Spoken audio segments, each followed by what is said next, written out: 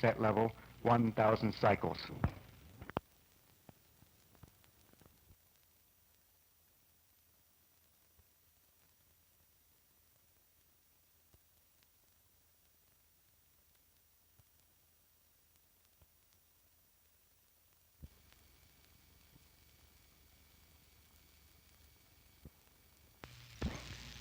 This is a Rush Review print.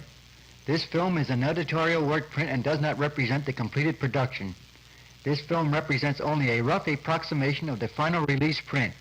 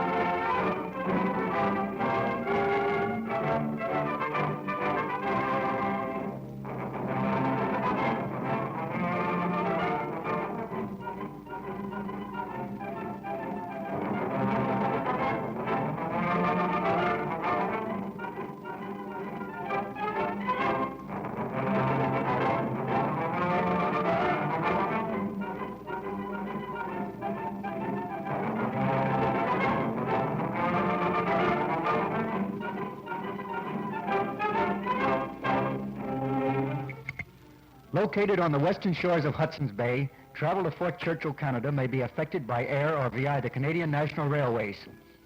Trains arrive twice weekly on Sundays and Wednesdays after a 2-day trip from Winnipeg and provide a more dependable service. A distance of more than 1,000 miles is traveled by train from Winnipeg, but the service flights of the Royal Canadian and the United States Air Forces are made non-stop over a direct route of 650 miles in a little more than 3 hours, but these are subject to weather permitting their arrival. The United States Air Force Military Air Transport Service maintains bi-weekly flights originating at Dover, Delaware. The commercial airliner of the Canadian Pacific circles the town of Churchill, which contains a railhead, a large grain elevator with port facilities, a Hudson Bay store, a mounted police station, several dwellings, and 2 small hotels.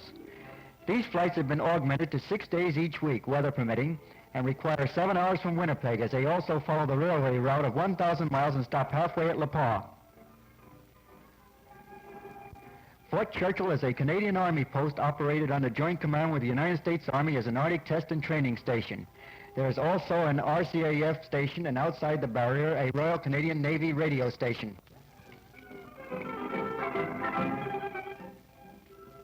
Throughout the winter season, hockey games and ice skating sessions are held in the sports arena. The hospital is well equipped and staffed by the Royal Canadian Army Medical Corps, and the radio station is on the same building.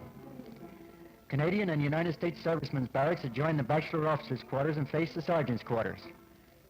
The officers' mess at the end of F block is flanked by the sergeant's mess.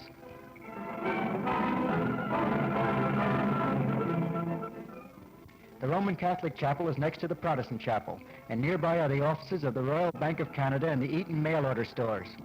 A modern commissary is also in this building.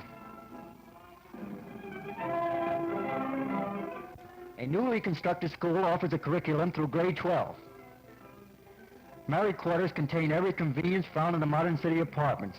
They were built at great cost to the Canadian government and are connected in blocks to facilitate visiting between families.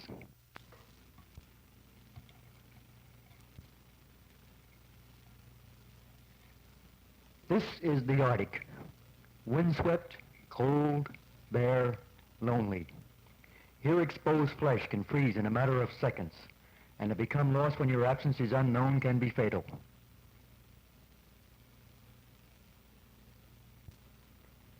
This is the tree line. From Fort Churchill northward, trees are non-existent, and in winter, landmarks are few. With the coming of dawn, at 0600 hours, Canadian Army troops start on the trail. The sun appears over the horizon, but it is a false indication of the day to follow, for it will soon disappear above a heavy layer of fog. A cadre of the Vendus, the 22nd Regiment, a French-Canadian unit, head out for an Arctic problem, which will include the attack and the defense of the airstrip under the supervision of the training wing.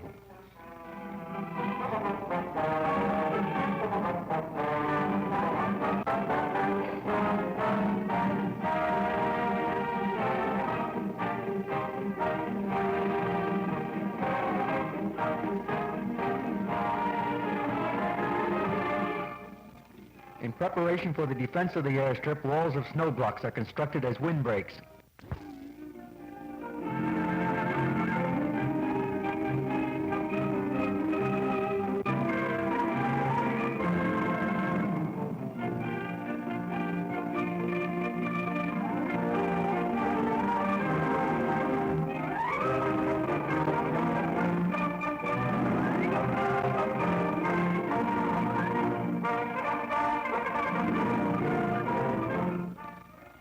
The Signal Corps and Quartermaster Corps are among the United States Army services whose test teams utilize the facilities of the post. And here a quartermaster platoon tests clothing and equipment through the use under field conditions.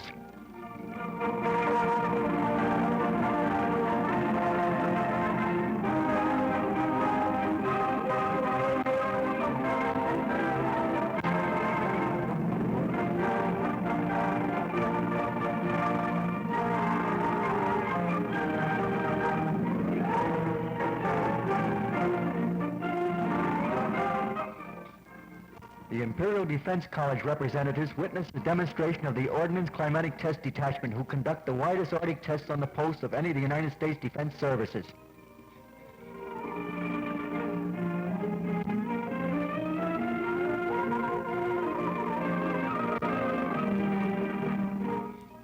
But the Corps of Engineers is the only service that maintains a permanent test team at Fort Churchill.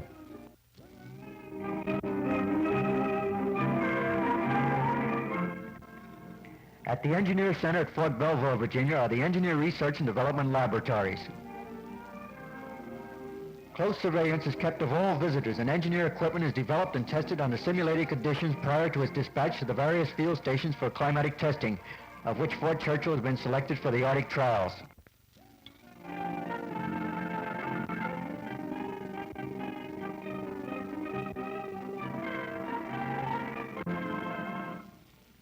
Both summer and winter tests are made from the South Camp headquarters of the Engineer Test Team. And Mr. Austin Morrow of the Sanitary Engineering Branch is preparing for an insecticide spraying campaign against mosquitoes which infest the Arctic in the summer.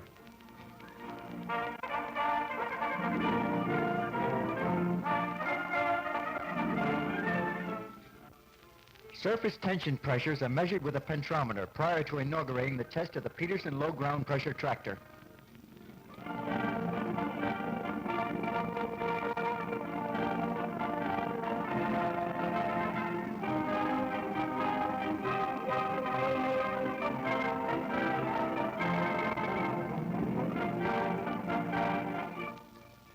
The tractor winches the dead weight of a sledge loaded with a 2.5-ton vehicle through a terrain into which a man would sink above his knees.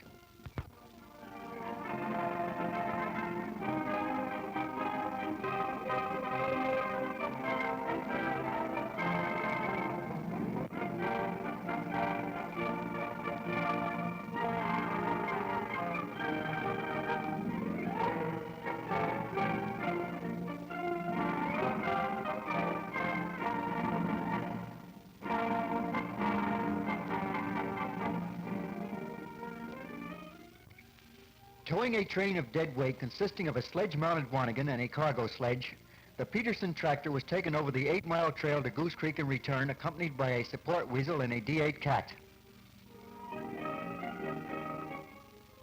In the summer, this trail is a morass of mud and jungle thickness. The tractor proved its worth by not only towing the train, but on the return journey, the weasel became U.S. and was mounted on the sledge with the D8, which had repeatedly sunken over the top of the treads into the soft mud.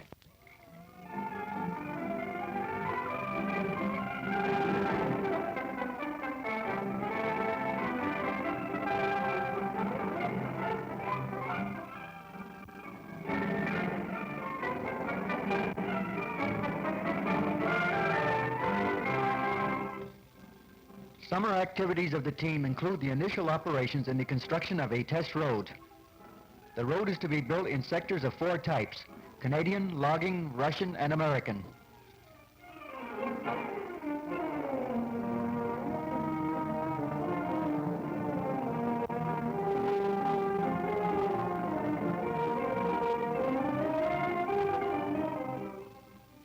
The route across the muskeg has been surveyed, and the fill has begun. The earth material on the left side of the dozer blade shows the high content of water present during the summer.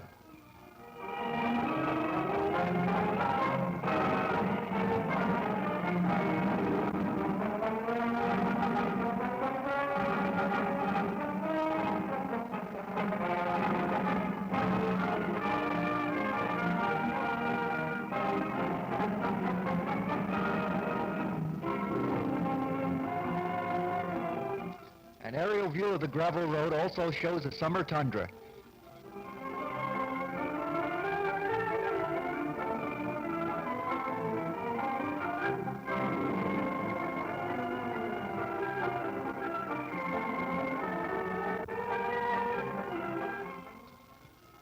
Winter opens with one of the rare snowfalls, but the amount of falling snow will be light, for this is a desert climate, and most snow arrives borne by high winds. As the winds increase, the visibility falls until a lack of shadow detail results in a whiteout when all vehicles are grounded.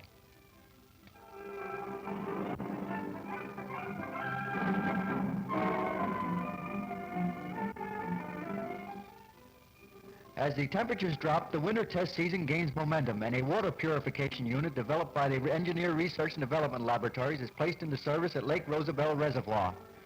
From here, it will furnish the Royal Canadian Naval Radio Station in the town site of Churchill with water throughout the winter.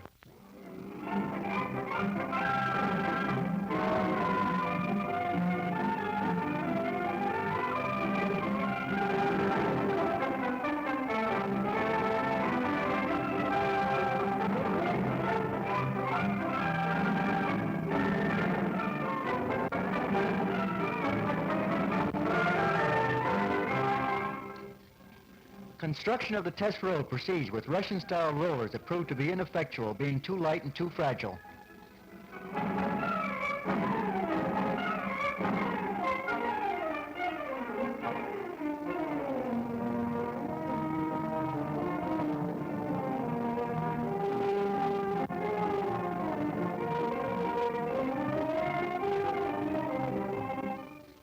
On completion, the road was trafficked with vehicles of various sizes for stipulated periods.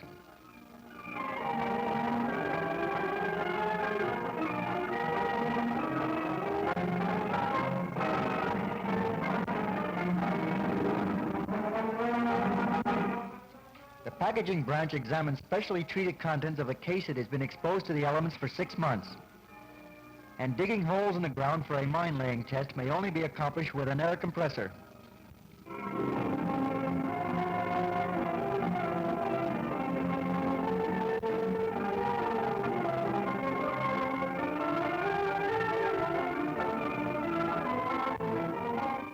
The ramjet gun, a commercial product for driving fasteners through the use of an explosive propellant, is found to require modification for use in the Arctic. 3 types of material have been penetrated: steel, concrete, and wood. Demolition safety precautions are observed as one man picks up a blasting cap and the handle of the detonating machine before proceeding to the blast area. The other man carries a demolition cable.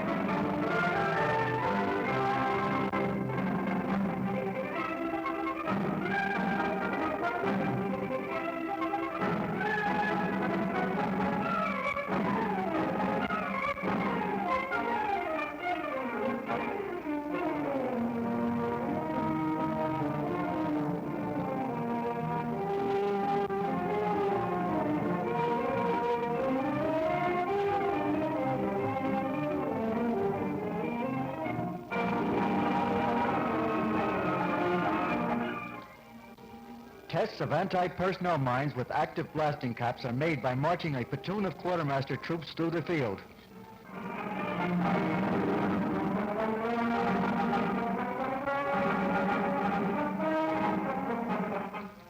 An Ordnance Corps tank is then guided into a field of Russian mines to determine the depth required in the Arctic before the wooden boxes collapse.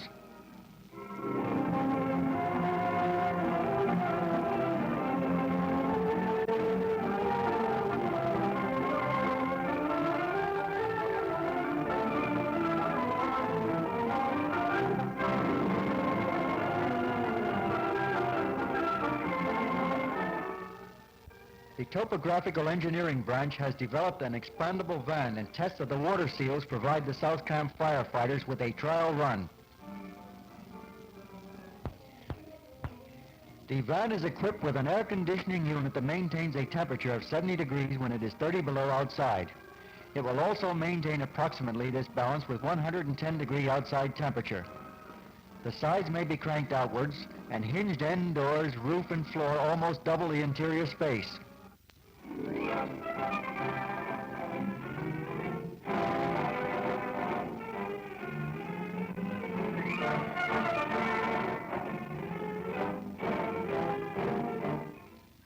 As the water pours from the hose, the spray freezes and an ice fog forms.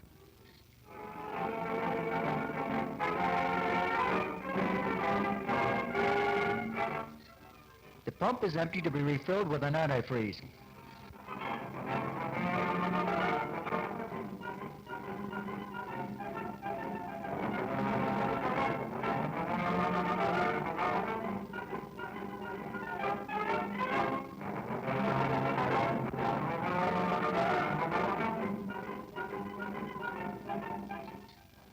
The 110-volt AC line is disconnected, the roof dropped, and the floor raised.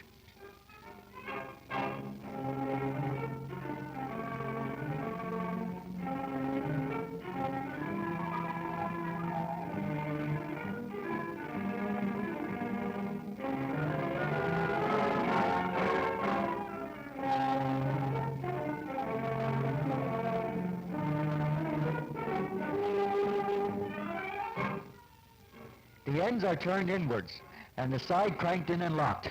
The right side is similar.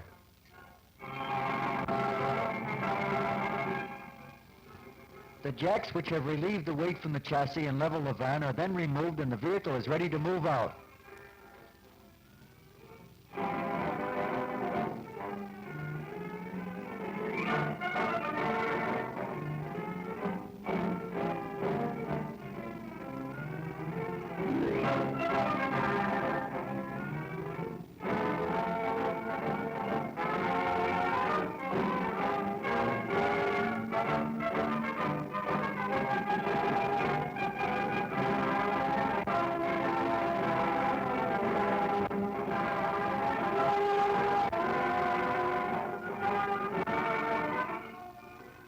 The Royal Canadian Army Service Corps garage in the old hangar on the Landing Lake South Camp Road is destroyed in a fire that also cost the life of the fire chief.